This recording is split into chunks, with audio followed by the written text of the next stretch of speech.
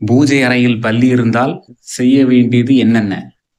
அனைவருக்கும் வணக்கம். இப்பதான் நம்ம சேனலை முதல் முறை பார்க்குறீங்கன்னா உடனே சப்ஸ்கிரைப் பண்ணுங்க. இந்த வீடியோவை ஸ்கிப் பண்ணாம ஃபுல்லா கேளுங்க. வாயில்லா ஜீவன்களுக்கு எப்போதுமே நமக்கு நடக்கும் நல்லது கெட்டதை முன்கூட்டியே தெரிந்து கொள்ளக்கூடிய சக்தி இருக்கிறது. மனிதர்கள் கண்ணுக்கு தெரியாத விஷயங்கள் கூட வாயில்லா ஜீவன்களுக்கு தெரியும். இது அனைவருக்கும் தெரிந்த உண்மை. நாய், பூனை, பசுமாடு என்று வாயில்லா ஜீவன்களை வீட்டில் வளர்க்கும் பழக்கம் நம்மிடம் இருக்கிறது. காலம் காலமாக வீட்டிற்கு வரும் கஷ்டத்தை இந்த வாயில்லா ஜீவன்கள் தானாகவே ஏற்றுக்கொள்கிறது. அதாவது ஒரு வீட்டில் துன்பம் வரும்போது அந்த வீட்டில் இருக்கும் வாயில்லா ஜீவன்கள், உதாரணமாக நாயாகவும் இருக்கலாம், பசுவாகவும் இருக்கலாம், ஆடு, மாடு, கோழி, எதுவாக இருந்தாலும் தன் உயிரை மாய்த்துக் கொள்கிறது. இதிலிருந்து என்ன தெரிவது என்றால், நமக்கு வரும் துன்பத்தை அந்த வாயில்லா ஜீவன்கள் ஏற்றுக்கொள்கிறது. இதை நாம் பலரும் அனுபவத்தில் கண்டிருப்போம். இப்படி வாயில்லா ஜீவன்களுக்கு நமக்கும் எப்போதுமே ஒரு பந்தம் இருக்கிறது. அதுபோலதான் பல்லி. நம்முடைய வாழ்வின் நல்லது கெட்டதை சொல்லக்கூடிய சக்தி பல்லிக்கு உண்டு.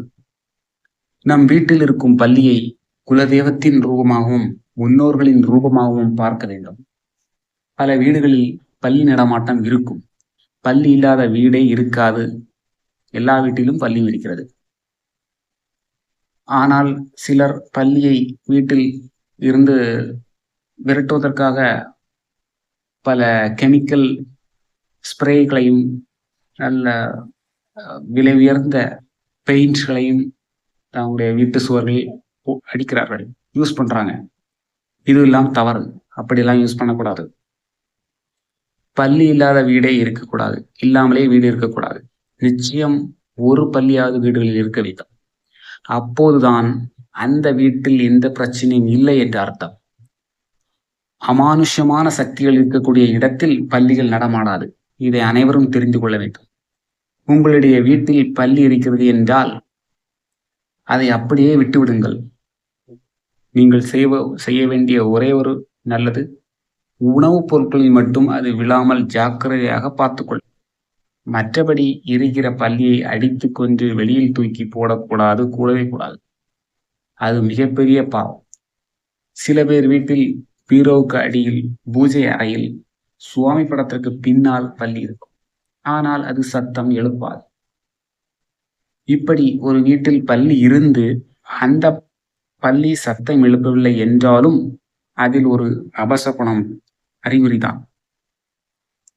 வாரந்தோறும் வெள்ளிக்கிழமை குலதெய்வத்தை நினைத்து வீட்டில் பால் சாம்பிராணி வாங்கி போட்டு அந்த புகையை வீடு முழுவதும் காண்பித்தால் பல்லி சத்தத்தை தொடர்ந்து விடும். இதை 5 வாரம் வெள்ளிக்கிழமை இதே போல் இந்த பரிகாரத்தை தொடர்ந்து செய்து வர வேண்டும். அப்படி நீங்கள் தொடர்ந்து செய்து வரும்போது பல்லி சத்தம் போட தொடங்கிவிடும். இது ஒரு பல்லி சத்தம் போடுவது சாதாரண விஷயம் இல்லை. இது ஒரு பாசிட்டிவ் எனர்ஜி உங்களுக்கும் உங்கள் வீட்டுக்கும் கொண்டு வரும். குலதெய்வத்தின் ஆசியையும் உங்கள் வீட்டிற்கு கிடைக்க வழிவகுக்கும். அதே போலவே நீங்கள் சில நல்லது கெட்டதை சிந்திக்கும் போது சில முடிவுகளை எடுப்பதில் தடுமாற்றம் ஏற்படும். அப்போது பல்லி சத்தம் போடும். நம்மை அறியாமல் நமக்கு ஒரு பாசிட்டிவ் எனர்ஜி வரும். இந்த வேலையை செய்தால் சரியாக வரும் என்று ஒரு தீர்மானத்தை கூட இந்த பல்லி சத்தத்தை வைத்து நாம் எடுக்கலாம். நாம் ஒரு காரியத்தை நினைக்கும் போது இதை நாம் செய்து முடிப்போம், நாளைக்கு, இல்லை அடுத்த வாரம். அப்போது பல்லி சத்தமிட்டால் அது கன்ஃபார்மாக 100% அது நடக்கும். இதுதான் பல்லி சத்தத்தின் அறிகுறிகள். நமக்கு தெரியாது பல்லி இப்போ சத்தம் போடுமா போடாதா என்று. அதுபோல் பல்லிக்கு எப்பவும் சத்தம் போட வேண்டும் என்று பல்லிக்கு தெரியும். பல்லி என்பது ஒரு இறைவனின் அம்சம். பல்லி சத்தம் போடாமல் இருக்கும் பட்சத்தில் கவலைப்பட வேண்டாம். நான் சொன்னது போல் பால் சாம்பிராணியை தூபம் போடுங்கள்.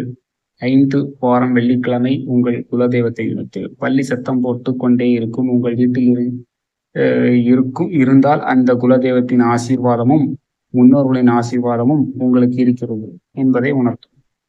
பல்லியும் நம் வீட்டில் நடமாடும் ஒரு தெய்வம்தான். அதை தயவு செய்து அடித்தோ அல்லது ஏதேனும் விஷ ஸ்ப்ரேக்கள், பாய்சன்கள் வைத்தோ எதையுமே செய்து அதை தொந்தரவு பண்ணாதீர்கள். அதை வீட்டிலேயே ஒரு மூலையில் அது இருக்கட்டும். முக்கியமாக உணவுப் பொருட்களை இல்லாமல் அது மட்டும் பாதுகாத்துக் கொள்ளுங்கள். பள்ளி நமக்கு நல்லதையே செய்யும். அது ஒரு தெய்வத்தின் அம்சம். ஆகவே ஆன்மீகம் சார்ந்த இந்த தகவல்களை உங்களுக்கு பகிர்ந்து கொண்டதில் சந்தோஷமாக இந்த பதிவை நான் நிறைவு செய்கிறேன்.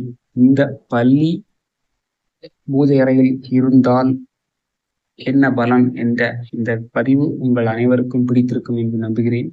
மறக்காம கமெண்ட் பண்ணுங்க. நன்றி.